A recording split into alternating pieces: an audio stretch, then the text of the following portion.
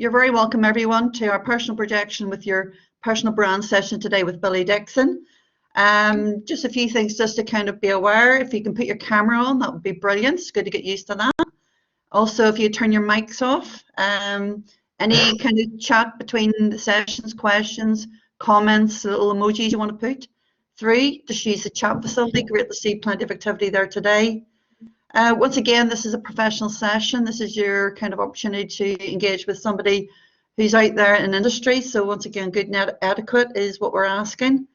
And I'm not really going to take any more time. I'm just going to pass you over. We're all very excited to hear what you can share with us today, Billy, and hope that there's plenty of student interaction. So I'll pass it over to you now. Thank you very much indeed, and good morning, everyone, and thank you very much for tuning into this session.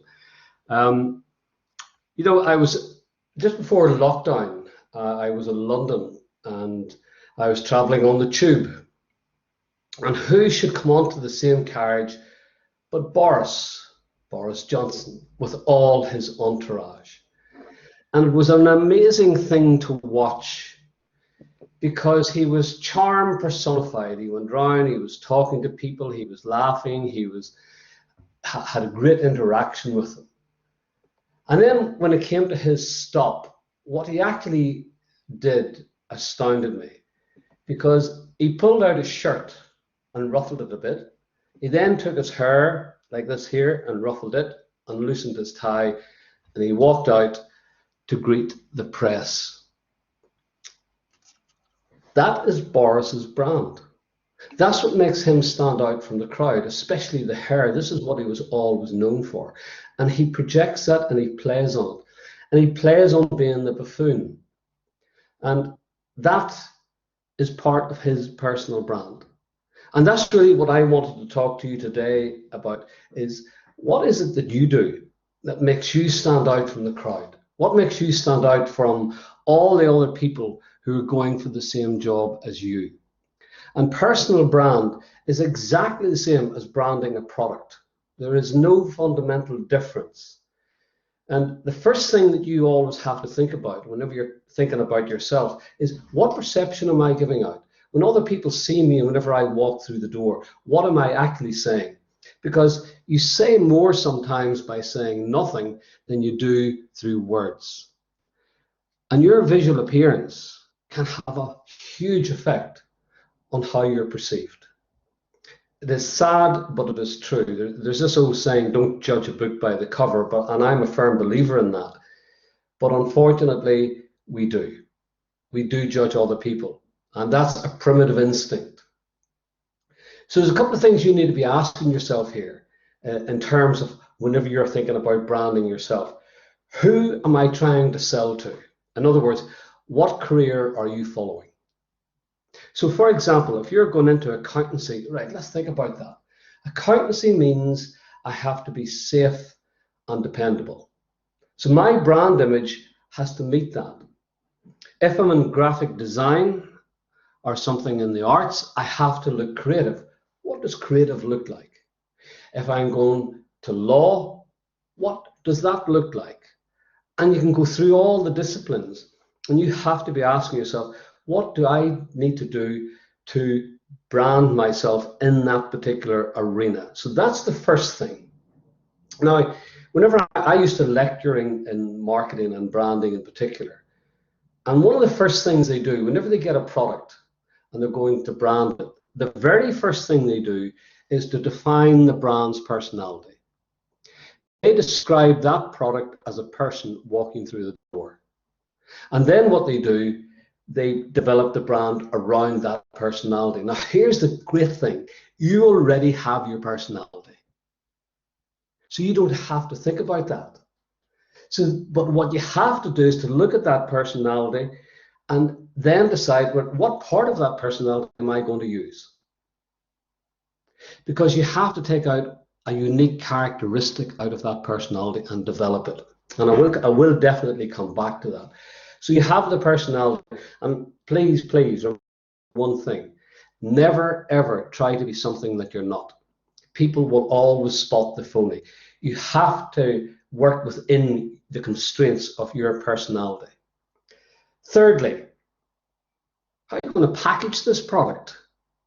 In other words, how are you going to dress it up? What's it going to look like? And that's a crucial part. And please never, ever let anyone tell you that what you wear doesn't matter. Of course it does. It's sad, but true. I mean, if you look at history, the Roman emperors, for example, would have worn the finest silks with the brightest colors, so whenever they were in the Colosseum, they would be standing out. You think that's accidental? No. And they would have chosen certain colors to wear those silks in.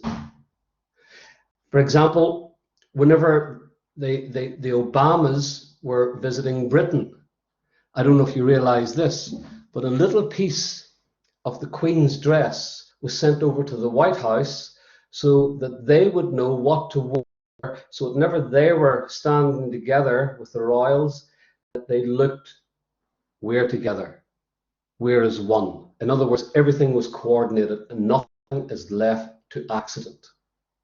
So that's the lengths that they go to on the packaging. And then finally, how are you going to market your brand? How are you going to get your name out there? Is it going to be through social media? I mean, I was speaking at a conference in Dublin for this company that looks after all the big brands such as Estee Lauder, Clarins, all the big perfume manufacturers, and this company looks after them all, and some of the biggest names probably in the business, endorsing their products, all these celebrities. And this young woman, 21, was an influencer, but she was an influencer when influencers did make money. And she was 21, and she branded herself, but she marketed herself very, very smartly. And she was making, at the age of 21, almost 250,000 euro a year, simply by how she marketed herself. So that's another thing to consider. So how are you going to market your brand? A couple of things. Everything about your brand depends on one thing, and that is your reputation. Now, I'm a big believer, build the legend. And that's the way you need to be thinking. How am I going to build my legend? What do I need then whenever I build that legend to protect the reputation of that legend? I also remember a conference I was working at. It was a massive conference over in England. And one of the other speakers was this former very famous sports star, really well known. And we were sitting at the dinner that evening, and he kept drinking and drinking and drinking, and he got more and more drunk. And then he reached the stage where he was so paralytic, he went around all the tables and asked practically every woman at all the tables, could he sleep with them? And of course, everybody refuses him. He then starts to get a bit sullen, a bit aggressive, and he just kept on drinking. 3 o'clock in the morning, apparently, he left the hotel and drove home. Not fit to look at his finger, but he still drove home. That man's reputation is totally and absolutely ruined. He will never, ever be used by that organization again as a speaker. In other words, his reputation was sullied by his behavior. I always had a very, very simple rule. No matter where I was working, and especially with conferences like that where they have the big dinner and there's a lot of alcohol consumed, I always had a policy at 10:30 I'd be away. So therefore, my reputation would not be sullied. It is so important. And you build your legend, believe it or not, with your clothes, with your gestures, with your words, and especially with your actions. And you need to choose your words very, very carefully. I'm a big believer, less said, easiest mended. So the less you say, the better. And choose something. Let me give you an example. Volvo are renowned for safety. And yet, if you were to take all the safety features of every car and look at all the tests, Renault are every bit as safe as Volvo. Mercedes are every bit as safe, but they don't pick up that one part of their characteristics. They only choose safety, and they build their entire brand around safety. Audi, what do? Superior engineering. Are they any better engineered than some other cars? Absolutely not. But that's the one element that they choose. What are you going to choose? Are you going to choose something like generosity, honesty, integrity, creativity? Choose one aspect of your personality and use that and to develop that. And choose an aspect that you feel very, very comfortable with. And lastly, on this particular part, please, please, please never react publicly if others attack you.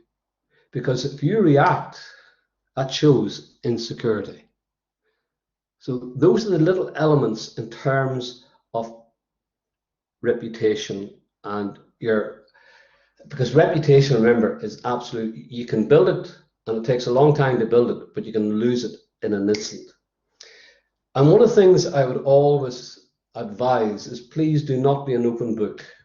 This thing, you should be open and tell everybody everything. No, because you know what? At the very best, that'll make you look vulnerable. At the very worst, it'll make you look foolish. So keep your opinions, keep everything about, as much as possible, about your private life to yourself. And if you can come across as being calm and friendly, but really enthusiastic, other people are more likely to believe in you. It's the erratic person where belief falls down. And you always, and I'm sure you've experienced it yourself, you have this person and they're really bombastic and they use large gesture and extravagant words. Isn't it interesting that those are the people that others trust the least? And one last thing, I know a lot of you will be going into new jobs. Please, please, please do not outshine your boss. In other words, don't try to make yourself look smarter than they are. In fact, what you want to be doing is asking their advice and asking their opinions, and that's what I call managing up. Because if you outshine your boss, they will see you as a threat, and especially in some of the industries that some of you will be going into, your boss may be only 1 or 2 years older than you. And if they see this rising star, what are they going to do? They're going to try to dampen it down. Of course they are. Now, I'm going to get you to do a really, really important exercise. You can do this in a tablet or your phone, or you can do it on a piece of paper, preferably paper. And it's one of the most important exercises I think you will do at this stage of your career. I did this with a football manager many years ago in the Premiership, and it actually changed his total management style, and he became one of the most successful managers in the Premiership ever, simply by doing this very simple exercise. And you probably have done it before, but you won't have done it the way we're going to do it. And it's called strengths and weaknesses. So what I want you to think about, and if you take a little bit of time right now, and would you write down what you think your strengths are? And this is where you have to be very, very honest to yourself. What do you think your strengths are?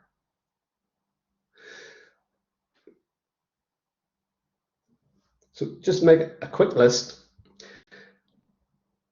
And this is just to get you thinking. Are you creative? Are you dependable? Are you loyal? Are you an extrovert? Are you sociable?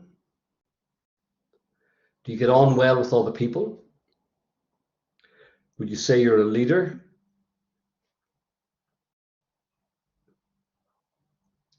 Are you a caring person?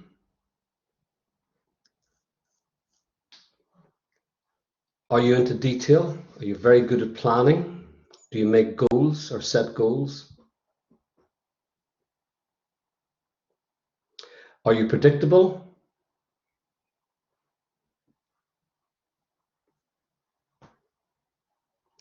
And then when you have a list done, would you look at your weaknesses? What are your weaknesses? Do you struggle with people? One of the ones I always get people to, and do you think you're fit? That'll be a strength. Or you're unfit? That'll be a weakness. Because I do believe the body and the mind can work together.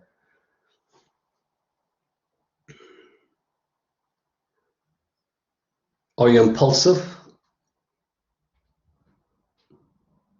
So now you have a list of weaknesses. What I'm going to tell you now, I want you to put these in. These have to go in, the ones I'm going to call out. Now, I'll tell you the background to this. A number of years ago, I was working with this sports team, and we were losing the match. And our game player, the guy who could turn a game, took himself out of the game and went to the goal line. And he looked around the pitch like this here. And then he went onto the pitch again and he spoke to one of the defenders. He spoke to somebody in midfield and he spoke to one of the forwards. And then everybody changed slightly. And we ended up winning the game easily. Now, what I had witnessed there that day is something extremely rare. It is a strategic thinker. It's someone who can make sense of the chaos and see a way through. These are the visionaries. These are the people who can see 3 years ahead and know where they're going to be. Now, here's the thing. I can teach strategy, but I cannot make you a strategic thinker. Because apparently, research by academics would suggest, and I think it only suggests, only 2% of the world's population can think strategically. Now, I do not know if that figure is right or wrong, but I understand the principle. And it comes right back to primitive times, because in hunter-gatherer days, you couldn't have everybody who could think far ahead, because then everybody would have different opinions and then there'd be a lot of conflict. You only needed one person to be able to think spring, summer, autumn, winter, and plan for all of that. Say, this is what we need to do to get through these 4 seasons. And I reckon the same is true today, that very few people can think strategically. These are the visionaries, the long-term thinkers. They're not necessarily practical, but they can. That's just the way they think. Now, if you are a strategic thinker, would you put it as a strength and underline it? If you do it in a tablet, just put it all in block. If you're not a strategic thinker, would you put it as a weakness and circle it? Now, this does not limit your success, by the way. This just means this is what your brain thinks. I am not a strategic thinker. So that's the first one. The person that he was talking to were the tactical thinkers. Now, there are loads and loads of tactical thinkers. Now, tactical thinkers, the majority of them, will not be able to see a vision. But once they're told what the vision is, then what they can do is they can plan how to get there. These are the people who are the planners. These are the detail people. And they'll work out the path to achieve the vision, which they couldn't see in the first place. Now, you do get some people who are a mix of the two, but generally people will have a bias to one or the other. If you are a tactical thinker, in other words, you're good with detail and you're good at planning, would you put it as a strength and underline it? If you're not a tactical thinker, would you put it as a weakness and circle it? So that's the second one. The third one is instinctive. These are the people who drive you nuts. You know why? They plan for nothing. They play everything off the seat of their pants. They're very reactive. But why these people are so important in a team, they tend to be more creative. They will think outside the box. They will spot opportunities that other people have missed. So instinctive people, yes, they will annoy the bedevil out of the tactical people who make the plans, and the instinctive people don't stick to them. So there's always this bit of conflict between the two. But instinctive people are hugely important to any team. If you are instinctive and creative, would you put it as a strength and underline it? If you're not instinctive, would you put it as a weakness and circle it?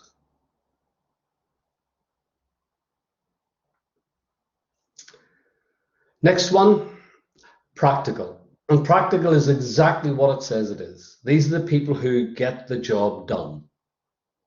These are the doers in life. You can have all the visions and all the plans and all the creative stuff in the world, but unless you have got people who can do the job, nothing ever gets done. Massively important. If you're practical, would you put it as a strength and underline it? If you're not, would you put it as a weakness and circle it? And finally, the bonders. The bonders are the people who bring people together. They've got lots of empathy and rapport. They're caring. Everybody loves them. They're great motivators. If you're that type of person, if you're a bonder, would you put it as a strength and underline it? If you're not, would you put it as a weakness and circle it?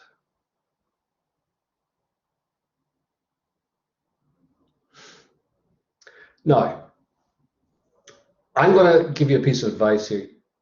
I'm going to tell you what to do, but please take time and do this. Spend time on it, because it is a massively, massively important exercise. Because the next 3 steps that go into this can determine what path you will take in your career.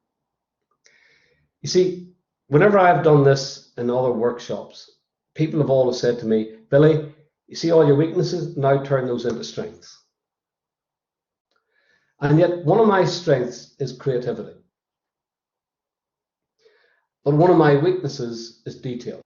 I'm dyslexic, and that's just not the way my brain works. And I've tried to take my detail and turn it into a strength. And by trying to do that, it damaged my creativity, my strength. So therefore, there are some weaknesses you just can't change and shouldn't even try. So this is why we follow this 3-step process. Step number 1, and you've already started this, you underline your core strengths. Now, I've already got you to underline some of those. What are your core strengths? These are the strengths that define you as an individual. So underline your core strengths. And then when you have that done, I would lift those out and put them on a separate piece of paper or in a separate file, because those are you. These are the things you're really, really good at.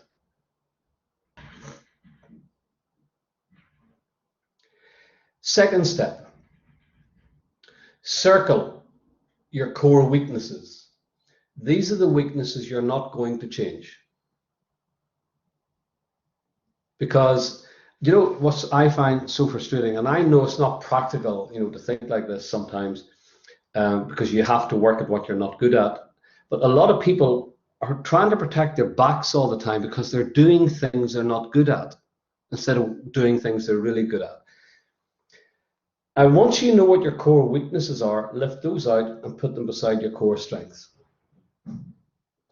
Now what you have is a template. You now have something which says, this is what I'm really good at. And then you have something else which says, this is what I'm not good at. The most successful people in the world all have one common theme. They only work at what they're really good at, but they work alongside people who can complement them and do the things they're not good at. Now, maybe in the early stages of your career, that may not be possible, but you see, if you can do that, success starts to open up for opportunities for you to take because of that. Whenever I was lecturing, I came up with the idea for the assignments. And I worked with a woman who never had an idea in her life, but was brilliant with detail. And the two of us collaborated together, and we ended up winning national awards. Now, if I'd have been doing that on my own, I'd probably have got the sack, because I couldn't have done all of that. And that's what I mean by why this exercise is so important. Because now you will know this is the path that I need to be going on. I'm a strategic thinker. So therefore, that's the path I'm going to go, or whatever. Now you should have a series of weaknesses that you have not circled. These are the weaknesses you can turn into strengths. And then what you have to do is prioritize those. Which ones do I need to turn into a strength first?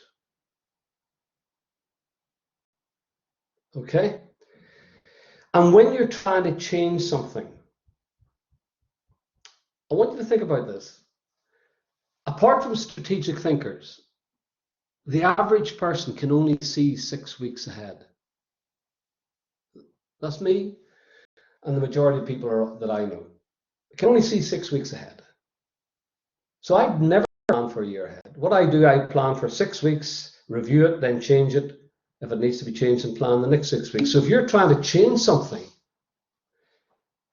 6-week plan, review it, 6-week plan, review it.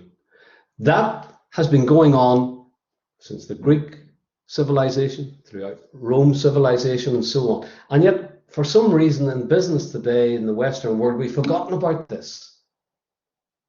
Right? It's even strategic thinkers. It's great to know where we're going. And your plan, that's fine for them.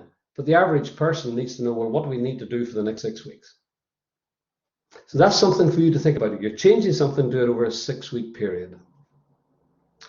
Take time in doing that, because that is a hugely important exercise. And now we come to the bit that everybody remembers. For some reason, everybody remembers this part. And this is how you package yourself. This is how you present yourself. These are the clothes that you put on and how you groom yourself. I tell the story. I lectured for 22 years and I was become institutionalized, if you like, and I thought I need to do something different here. I need to get out and start my own business. And I looked at different ideas and I couldn't find anything that would make me unique. And then I discovered there wasn't one man, not one, in all of the UK or Ireland who was an image consultant. An image consultant is somebody who advises people on what to wear. So I thought, well, I like fashion, I could do that. So I went to London and I trained as an image consultant. It was some course, it was very expensive, but it was for 1 whole week. What did I learn? Diddly squat. I came back here with a certificate, still have it, which says Billy Dixon is an image consultant. I hadn't a clue. I was supposed to dress women. At that stage, I didn't even know what a size 10 meant. And then I was supposed to do makeup and foundation. I'd never even held foundation before. But what I did, I got books out. This is 1996, there was no Google. So I got books out and I practiced and I practiced and I practiced, learned enough to start to charge, then started entering competitions, start winning a few, went to America, New York, won the world championship as a makeup artist and as a stylist, 2 separate world championships. And then started to dress some of the most important and famous people in the world. Now, it's not me saying I'm a great fellow. What I'm trying to say is that's my background. That is something I had to learn and work blinking hard to get there, which is where all that experience comes to fruition now. And I'm going to share it with you. And people say, well, what's the most important thing you put on to look good? And if I throw that out, I'll get all sorts of answers. Well, the number one is color. Color is the most important thing that you put on for 2 reasons. Number one, every color has a psychological profile. Now, until recently, this was considered to be a pseudoscience, and some people still question it. But yet the commercial world, and especially the world of marketing and advertising, have always used color to give a message out. For example, red. Red means blood, which is why people cannot ignore red. But it means danger, aggression, passion. And then in certain cultures, it means something else. So you always have to think of the cultural context of this as well. But in our society, red, those are the things that red mean. So therefore, if you're wearing red, those are the signals you're giving out.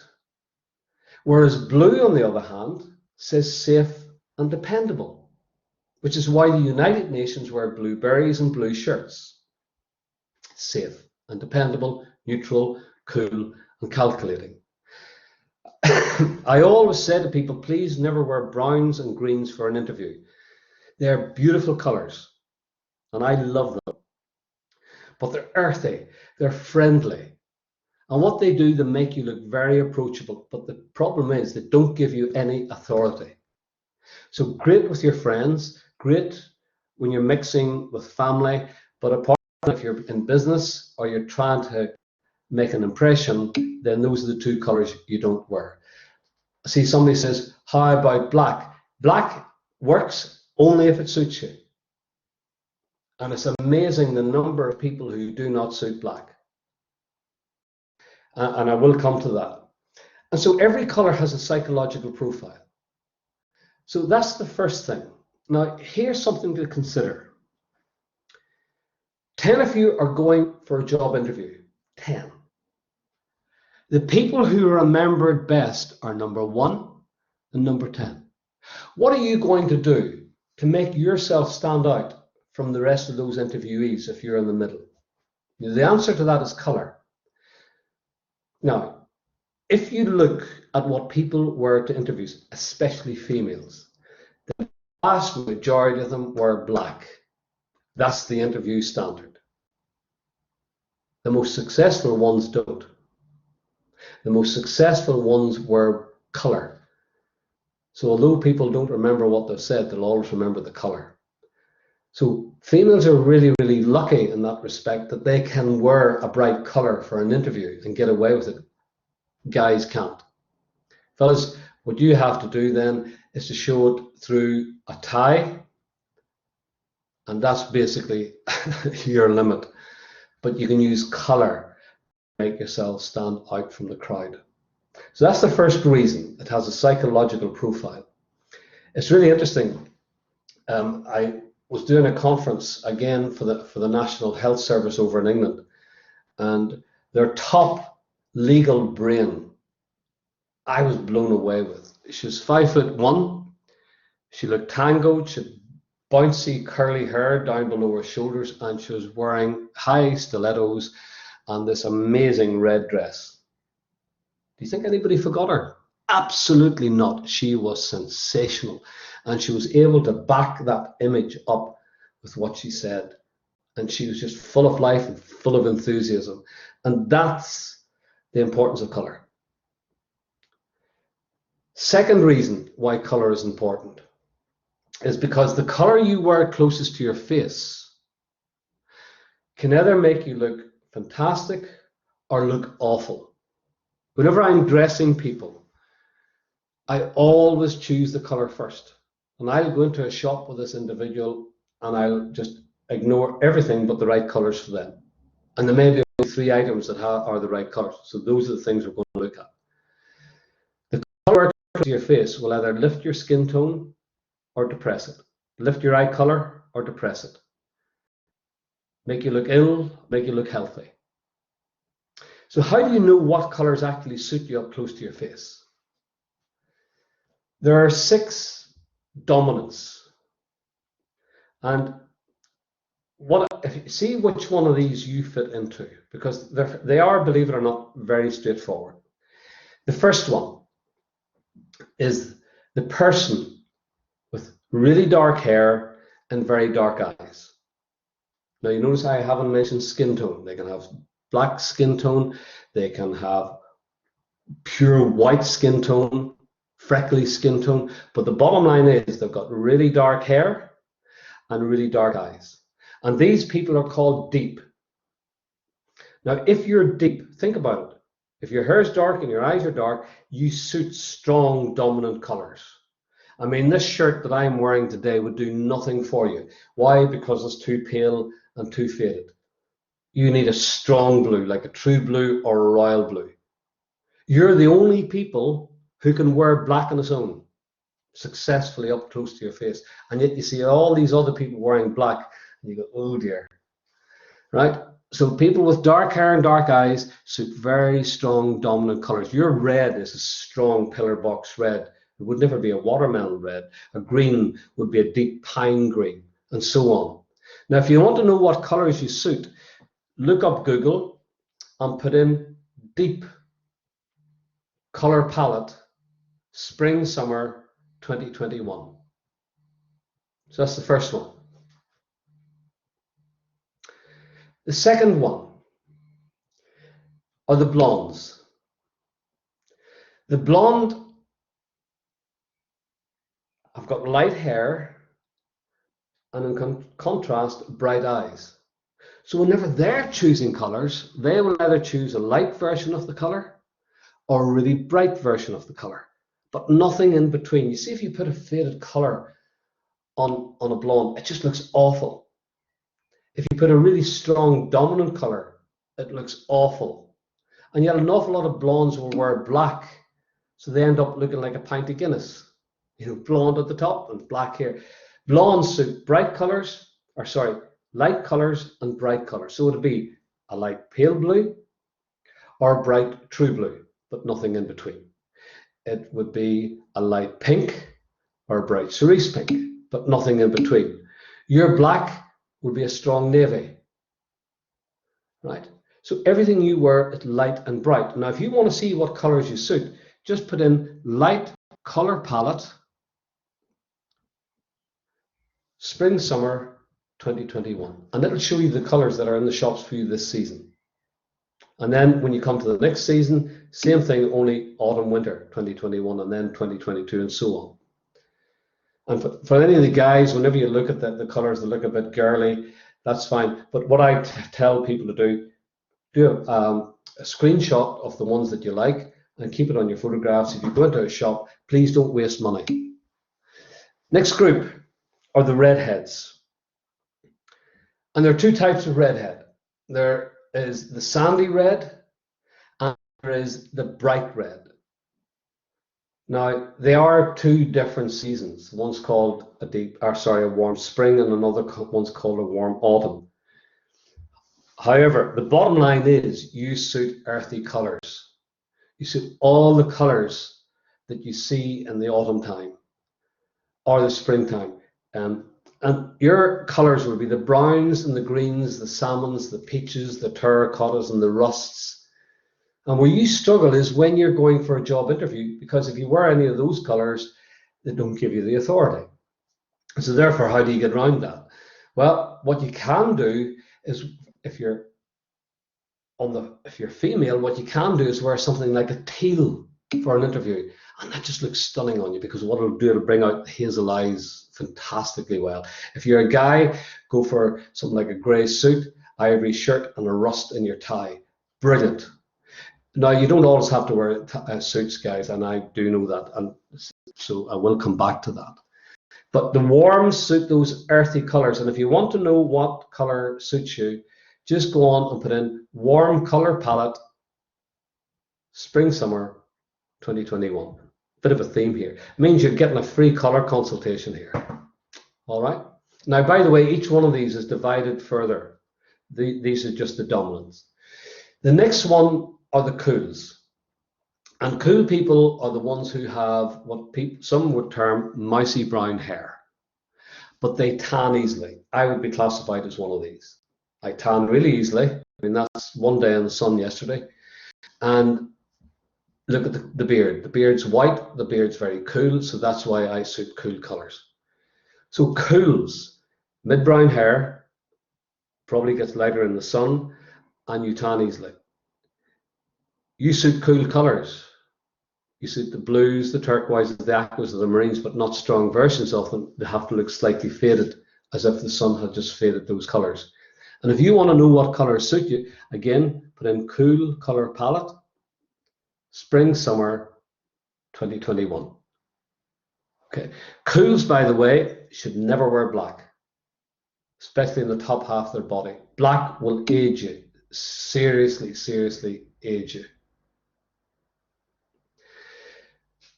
The last group, sorry, not the last group, the fifth group are what are called clear. And clears are unique in that they've got very dark hair, really dark hair. But instead of having very dark eyes, they may have a light brown eye, a hazel eye, a green eye, or a blue eye. In other words, there's contrast between the hair and the eyes. And this contrast must be emphasized to make you look your best. And the way you do this is wear contrast, because you suit very strong colors. You suit the black browns, the dark navies, the dark slate gray charcoals. You suit all of those. And then what you do, you put a bright color with it. So you have contrast here to match the contrast here. Bing, the eyes just jump out. I had to choose people for a TV station in the Republic to read the news. And straight away I went for the clears. Why? Because the camera, if you can get the eyes to stand out, the camera loves that. So we put them in, bright contrasting color. So strong color with a bright color with it. Now clears, if you have only one color you're going to wear, say for a day like today and you're going out, make sure it's bright. Just instead of a pale pink, bright cerise pink. Instead of a salmon red, a bright red. So everything has to be bright or else contrasty. And then the last group are softs. And these are the ones with mid-brown, or some people will call it mousy brown hair, a term I really don't like. And they don't tan easily. So they could have pale skin, they could have freckly skin. They go really red first, and then if they do go brown, they go brown, slightly brown. But soft people have the easiest job of all, because you suit soft colors. Everything has to look faded. If you put on a strong color, it will dominate you, right? So everything's soft and subtle, and that's the key. It's all about subtlety. And if you look at how the Italians, and especially in North Italy, they use soft colors. And people say, well, Italians have dark hair, swarthy skin, and dark eyes. Not in the north of Italy, they don't, because the Roman Empire all met there. You had this mix of races. So believe it or not, there's a huge chunk of the population in North Italy have lovely soft coloring, which is why the designers from that part of the world use lovely faded, subtle colors, and everything's blended together. So that's the color thing. I would say to those of you who do color your hair, this is the one thing that I get extremely frustrated about, because I see some amazing looking people who just have the wrong hair color. And it's really, really simple. And I was listening at the Mac counter one day when Debenhams was open, and this young makeup artist was saying, actually, you've got warm skin. And she got it totally the wrong way around. I don't know who had taught her, totally the wrong way around. I tan easily. And if you tan easily and don't have freckles, that means you have cool skin. And if you have cool skin like mine, like this here, then you wear cool hair. Your hair color should be cool. It should never be warm. Because if you have, the way the hairdressers in the wintertime would say, because cool people like me get really pale and sick looking in the wintertime. And hairdressers say, oh, we'll warm your hair up a wee bit. And it just makes everything worse. It makes the cools look jaundiced. Cool people suit cool colors. Now, if you don't tan easily and your skin's very pale, or if you have a lot of freckles, that means you have warm skin. And if you have warm skin, you should be putting in warm colors in your hair. And how often have you seen a person who's got their hair colored blonde and it's done really well, but it makes them look sort of ashen looking? It's because maybe they've got warm skin but cool hair. And this even goes for black skin and Asian skin, because there are different tones of warm and cool, black skin and Asian skin as well. So that's color. Now, style. Style is the cut of the clothing. And to me, this is the finishing bit. This is the bit that separates you from everybody else. And there's only one simple rule with this one here. Please make sure it fits properly. There's one guy who is online at the minute, and he sells clothes, and everything is far, far too tight. You can see the buttons pulling, you can see it stretching. Nothing fits because he squeezes into everything. No, fit is everything. Whether you're male, female, gender, these principles apply to everyone. And the first principle I would say to follow is, without doubt, scale. Now, what scale means, it means you match things to your body size. Now, this has got nothing to do with weight. It's got to do with height and bone structure. I am very, very fine boned. So therefore, everything I wear finer fabrics, I wear smaller jewelry. If I do wear patterns, I wear smaller patterns.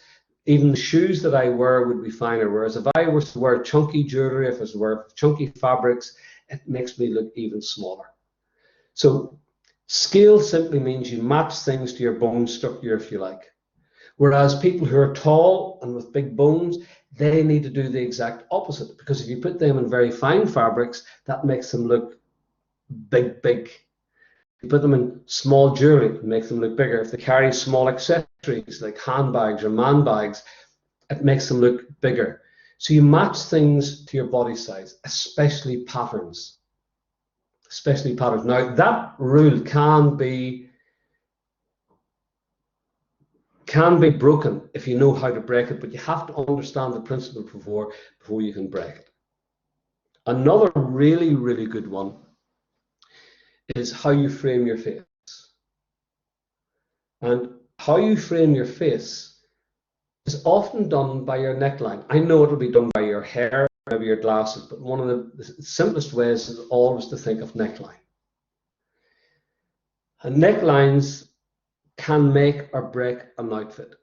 So if you are trying to lengthen your face or lengthen your neck, common sense should prevail that you wear a V neckline.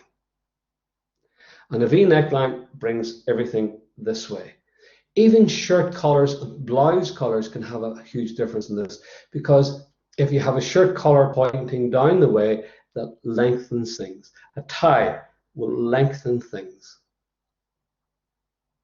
If, however, you're trying to shorten your neck and shorten your face, you do the exact opposite. You use round necklines or polo necks, things that shorten it. And that's even the same with shirt collars and blouse collars again, because you can get these things called a cutaway collar, which go that way. Now, this does not mean, say for example, some of you are going out for an evening and you want to wear a V neckline. This does not mean that you can't wear a V neckline. It simply means if you wear something in a V neckline, you wear a necklace or a chain in here, which shortens it. It's really simple. And in wintertime, when you're buying coats, that applies as well. Because if you're buying a coat and you want to make your face longer, and you buy a coat that's buttoned right up to the top like this here, what you're actually doing is shortening everything and widening everything this way. Whereas you buy a coat where the coat comes this way, that lengthens everything. The opposite is exactly true if you're trying to shorten your neck and face. So there's one thing. Necklines can make a massive difference.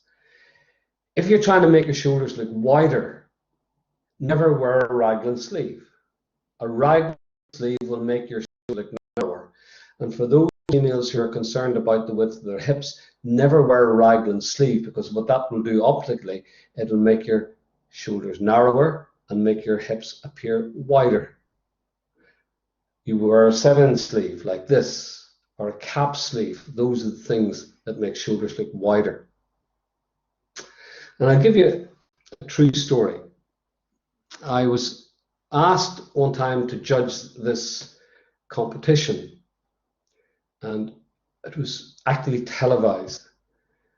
And the host for the evening was this gorgeous looking woman. I mean, she was stunning.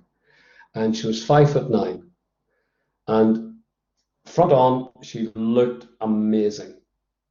But when she turned around, she'd been a competitive swimmer in her young days, so she had very broad shoulders.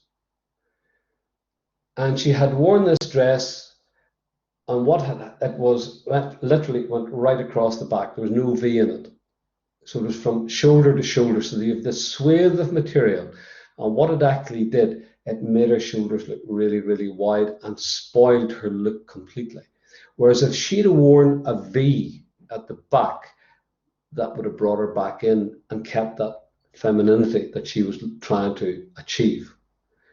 So if that's something you're thinking about and you want to make your back look narrower, get a big seam jacket with a seam down the middle.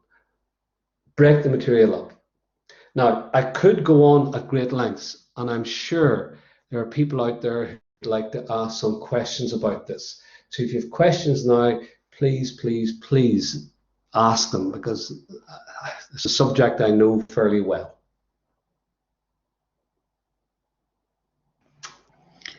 Hi, Billy. While we're waiting on questions coming in, I've just got a question for you. I remember seeing you a number of years back, and with dark hair colouring, you mentioned using a red was a good colour. But what I was very surprised was that there were so many different types of reds, and you said it was a blue red. Yes. I think sometimes we go and we think, oh, and then shops don't have those in that colour, which is another challenge. So, any advice? Yeah, that's why this time what I do, I tell people, look up on the phone for this season, because that will tell you what's in the shops for this season. So that's the way I've got around it. So this here is brilliant. The fact that you can Google the colours that are in the stores for you this season. Purple, Billy, on a man increasingly white hair. Purple is a brilliant colour. It depends on the shade of it, or tone of it rather, because purple is a universal colour, it's a regal colour, and it goes with most other colours. That's the beauty of it. It's a fantastic colour. But purple, if you have dark hair, you go for a really deep one. If you have mid-brown hair, then you go for a slightly lighter purple. They're all different shades of purple. Is long hair in males a no-no for job interview? No, not at all. It depends on the context, depends on the job that you're going for. Please do not tie it up in a ponytail. But as long as it's tidy and cut and well groomed, no issues whatsoever. It's interesting to think of how those of us in uniforms might keep our brand, ourself, and still be professional. That's a difficult one. What I would suggest in that case is look at your subtle forms of jewelry can make a difference there. For business casual environment, is wearing a suit appropriate? No.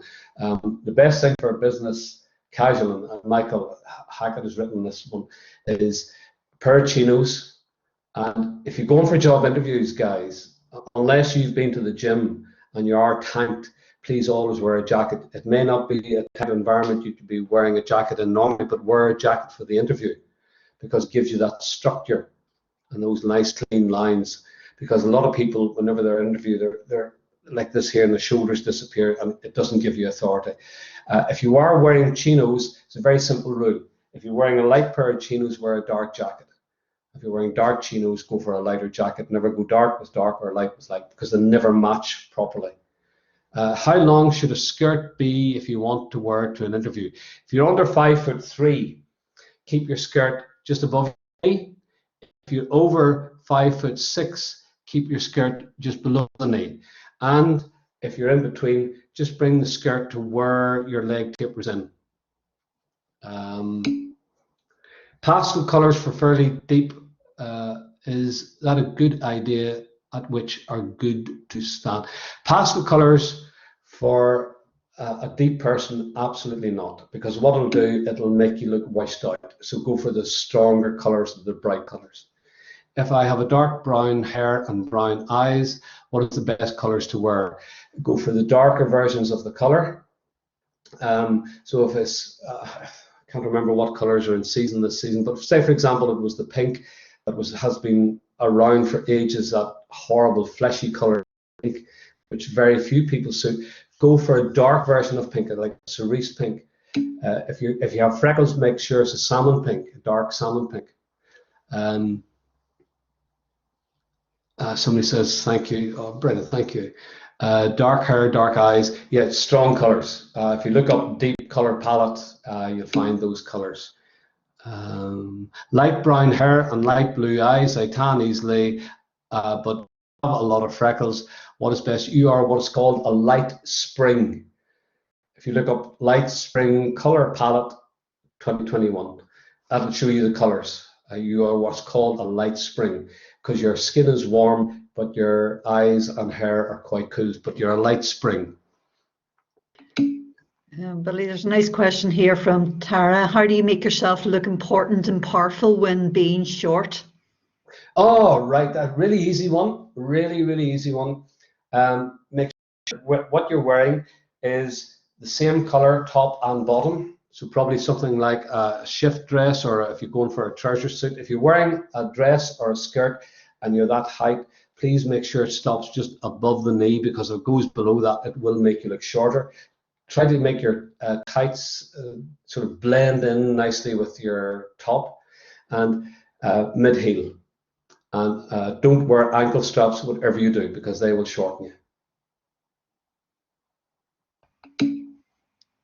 And the last question. Could you recommend any good visage course? Visage course? What is a visage course? Excuse my ignorance. Come on, Elizabeth, tell us what that is. Visage. I need to look that up. I assume that is something to do with makeup course. You know what?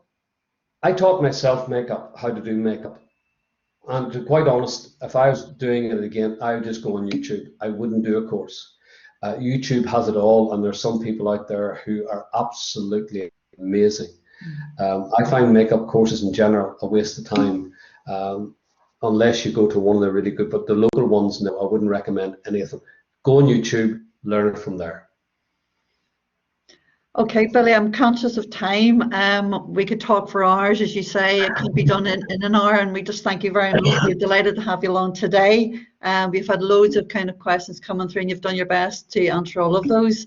It's been a really enjoyable session. I look back at what some of the students wanted to achieve today, and you've hit every one of them. It's been absolutely fabulous. For the students who are on now, if you want to maybe look at what other sessions are running for the rest of the week, I would suggest you do that, because there are some really good events that really would be useful for you to kind of get involved with. I'm just going to bring it up on the screen here. So today we have the Resilience Project at 12:30. Fabulous if you can get involved with that. With the Northern Ireland women's football team at 2 o'clock, and David Mead then they're at 1:30 tomorrow. Also on the Future Skills Week webpage, there is links for you to get resources, to book in appointments, but also to look at what placements and graduate jobs are on offer, and there are plenty that are available for you to kind of get involved and apply. So again, thanks ever so much, Billy, for joining us today. We really appreciate it. Thank you very much. Enjoy the day, the rest of the day, everyone. Billy's back at 12:30, guys, for Resilience, the Resilience Project. So if you want a bit more of Billy, you got less than an hour. Okay, see you then. Bye. Billy, thank you. Okay, Kathy, see you then. Cheerio.